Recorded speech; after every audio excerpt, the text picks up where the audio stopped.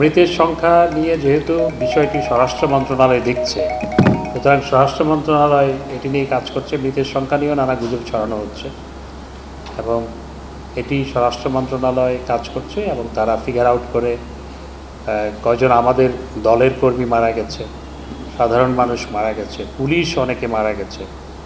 ঘর থেকে ধরে এনে, একজন পুলিশ ঘরের মধ্যে ছিল, তাকে ঘর থেকে ধরে এনে পিটিয়ে হত্যা করেছে, এমন ঘটনাও ঘটেছে।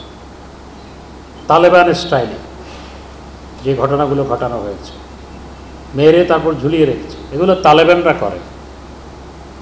এবং আপনারা দেখেছেন ইতিপূর্বে বাংলাদেশে যে জঙ্গিরা তারা করেছিল।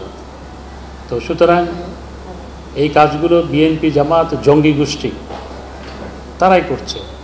সুতরাং সেটি নিয়ে স্বরাষ্ট্র মন্ত্রণালয় কাজ করছে এবং স্বরাষ্ট্র মন্ত্রণালয় আমি আশা করি যে খুব সহসা এই প্রকৃত সংখ্যাটা প্রকাশ করবে।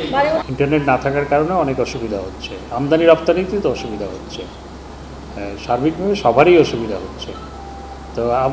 তো সুতরাং এটি সাময়িক।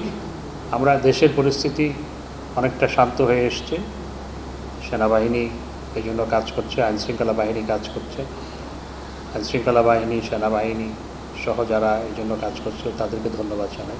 ডাটা সেন্টার পুড়িয়ে দিয়েছে, সাবমেরিন কেবল কেটে দিয়েছে, তো সেগুলো করতে তো সময় লাগছে।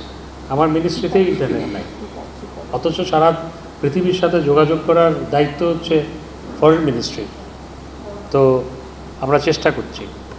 একই সাথে ফরেন মিশনগুলো যারা বাংলাদেশে কাজ করে, বিদেশি দূতাবাসগুলো আমাদেরকে অনুরোধ জানিয়েছে, আমরা তথ্য প্রযুক্তি মন্ত্রীকে আমরা বলেছি এবং তারা কাজ করছে।